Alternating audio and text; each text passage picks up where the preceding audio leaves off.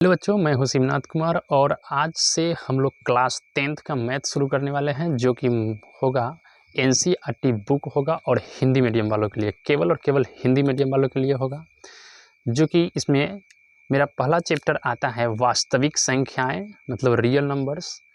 इसमें संख्याएं आती है तो चलिए पहले बहुत सारे संख्याएं होती है, उस सारी संख्याओं के बारे में जानते हैं कि संख्या होता क्या है। जैसे कि इसमें पहला है, हमने लिखा है प्राकृत संख्याएं, मतलब इसका इंग्लिश होता है नेचुरल नंबर्स, जिसे एन से दिखाते हैं। उसके बाद दूसरा है पूर्ण संख्याएं, जिसे होल नंबर कहते हैं, इसके डब्ल्यू से दिखाते हैं। उसके बाद है पूर्णांक, मतलब इंटीजर्स, जिसे डब्ल्यू से जेड से दिखाते हैं। परिमेय संख्याएं, जिसे कहते हैं रेशनल नंबर्स, इसे क्यू से दिखाते हैं। उसके बाद है अपरिमेय संख्याएं, इसे इरेशनल नंबर्स, जिसे क्यू सी से दिखाते हैं। उसके बाद है वास्तविक संख्याएं, जिसे रियल नंबर्स, जिसे आर से दिखाते हैं। अगर आप चाहते हैं कि इस सारी संख्याएं के बारे में जानें तो वीडियो को अंत तक जरूर देखें। तो आइए शुरू करते हैं। ये है क्या, जैसे कि पहला है प्राकृत संख्याएं। प्राकृत संख्या क्या होता है? प्राकृत संख्या का मतलब होता है, जैसे गिनती की संख्या को प्राकृत संख्या कहा जाता है। तो गिनती की संख्या कहाँ से शुरू होता है? गिनती की संख्याएं एक से शुरू होती है। जैसे कि गिनती की संख्याएं शुरू होती है एक से, मतलब हो जाएगा 1 2 3 4 5 डैश डैश डैश करके। इन सारी संख्याएं मतलब अनंत तक, 1 2 3 4 5 डैश डैश डैश अनंत तक जाएगा। मतलब इन सारी संख्याओं को बोलेंगे कि यह प्राकृत संख्याएं हैं। अब आता है दूसरा नंबर पूर्ण संख्याएं, मतलब होल नंबर्स, जिसे डब्ल्यू से दिखाते हैं। ये क्या होता है? इसका परिभाषा यह होता है कि जीरो सहित सभी प्राकृत संख्या को पूर्ण संख्या कहा जाता है। जीरो सहित सभी प्राकृत संख्या को पूर्ण संख्या कहा जाता है। प्राकृत संख्या को लेंगे ही लेंगे और इसके साथ में सभी प्राकृत संख्या हो जाएगा, जैसे लिखे हैं 1 2 3 4 5 डैश डैश डैश, और इससे पहले जो आएगा जीरो, ये भी हो जाएगा। मतलब कहने का अर्थ यह है कि पूर्ण संख्याएं जीरो से शुरू होगा। 0 1 2 3 4 5 डैश डैश करके, ये भी अनंत तक होगा। ठीक है। अब आते हैं पूर्णांक। पूर्णांक क्या होता है? पूर्णांक मतलब इंटीजर्स, इसे जेड से दिखाते हैं। पूर्णांक का मतलब है ये वाला संख्या, सभी पूर्ण संख्या तो होगा ही होगा, मतलब ये हो जाएगा 0 1 2 3 4 5 डैश डैश, और इससे पहले वाली संख्या भी होगी। इससे पहले वाली संख्या क्या होगा?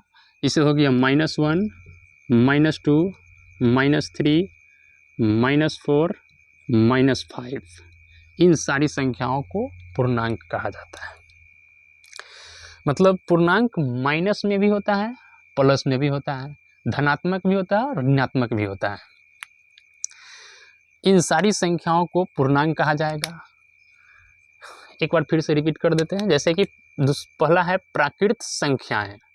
प्राकृत संख्याएं जिसे होता है 1 2 3 4 5 6 डैश डैश, ये सब प्राकृत संख्या हो गया। उसके बाद है दूसरा पूर्ण संख्या है। पूर्ण संख्याएं जीरो सहित सभी प्राकृत संख्या को पूर्ण संख्या कहता है। अगर सभी प्राकृत संख्या में ही जीरो को शुरू में लगा दिया जाए तो वह पूर्ण संख्या हो जाएगा। उसके बाद है पूर्णांक। पूर्णांक कहाँ से होगा? जैसे पूर्णांक हो जाता है सभी प्लस वाला को भी लेना है और सभी माइनस वाला को भी लेना है, तो हो जाएगा पूर्णांक। अब आते हैं परिमेय संख्याएं क्या होती हैं। परिमेय संख्याएं होता है, जैसे इसको P/Q के रूप में लिख सकते हैं। वैसी संख्या जिसे P/Q के रूप में लिख सकते हैं उसे परिमेय संख्या कहेंगे। और इसमें Q के जगह पर कभी भी जीरो नहीं आना चाहिए, मतलब Q बराबर जीरो नहीं आना चाहिए। ठीक है। और एक बात है इसमें कि P एवं Q दोनों पूर्णांक होना चाहिए। P एवं Q पूर्णांक हो, P एवं Q हमेशा पूर्णांक होना चाहिए। पूर्णांक का मतलब होता है इसमें से माइनस में भी आ सकता है, प्लस में भी आ सकता है, जीरो भी आ सकता है, लेकिन नीचे जीरो कभी नहीं आना चाहिए, नीचे कभी नहीं आना चाहिए जीरो। अब इसमें बोला है कि यहाँ लिख सकते हैं कि Q नहीं, पूर्णांक जीरो के अलावे सभी नीचे कभी जीरो नहीं आना चाहिए, मतलब नीचे जीरो के अलावे सभी संख्याएं हो सकता है। जैसे कि मान लीजिए कोई संख्या लेते हैं, जैसे 2 भी पूर्णांक है, परिमेय संख्या है, क्योंकि इसे भी P/Q के रूप में लिख सकते हैं।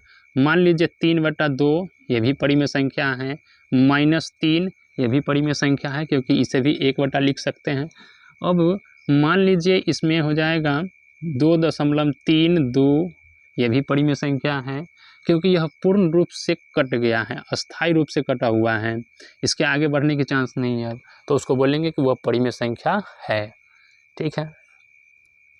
अब आते हैं अपरिमेय संख्याएं, मतलब इरेशनल नंबर जिसे QC से दिखाते हैं।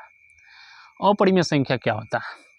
अपरिमेय संख्या में आ जाएगा जैसे √3 हो गया, ठीक है, उसके बाद आ सकता है √5, √2 आ सकता है, ठीक है।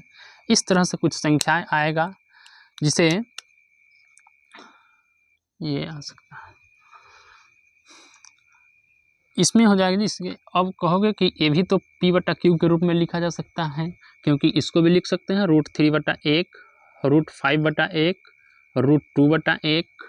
इसका मतलब ये भी परिमेय संख्या है? नहीं, यह परिमेय संख्या नहीं है, क्योंकि इसमें बोला है कि परिमेय संख्या होने के लिए P एवं Q दोनों पूर्णांक होना चाहिए, पूर्णांक होना चाहिए, जो कि √3 पूर्णांक है क्या? नहीं है, नहीं है मतलब यह नहीं है। √5 पूर्णांक है क्या? नहीं है। √2 पूर्णांक है क्या? नहीं है, नहीं है मतलब यह परिमेय संख्या नहीं है, परिमेय संख्या नहीं है मतलब अपरिमेय संख्याएं है। अब इसमें एक और उदाहरण ले लेते हैं, जैसे मान लीजिए 3.9593272 आते जाएगा, मतलब दशमलव की बाद की संख्या कभी 2, 7, 9, 5, 3, 2, 4, 2 कुछ भी आते रहे, तो उसको बोलेंगे कि वह अपरिमेय संख्या है, क्योंकि यह कभी नहीं कटने वाला है। इसके आगे भी न जाने कितनी बार आएगा कोई संख्या, इसकी अंत नहीं है। जब ऐसा संख्या मिल जाए, न कटने वाला संख्या मिले, तो उसको बोलेंगे कि वह अपरिमेय संख्याएं हैं। ठीक है। अब आते हैं वास्तविक संख्याएं, मतलब रियल नंबर्स जिसे R से दिखाते हैं। रियल नंबर्स जो होता है, परिमेय अपरिमेय के संख्या मिश्रित रूप को वास्तविक संख्या कहा जाता है। वास्तविक संख्या जो होता है, परिमेय और अपरिमेय संख्या को मिश्रित रूप जो होता है वही वास्तविक संख्या होता है। बस इतना ही। उम्मीद है आपको वीडियो ये अच्छा लगा होगा। अगर वीडियो अच्छा लगा है तो वीडियो को लाइक कीजिए, शेयर कीजिए और चैनल को सब्सक्राइब कीजिए। मिलते हैं फिर अगले वीडियो में, तब तक के लिए जय हिंद।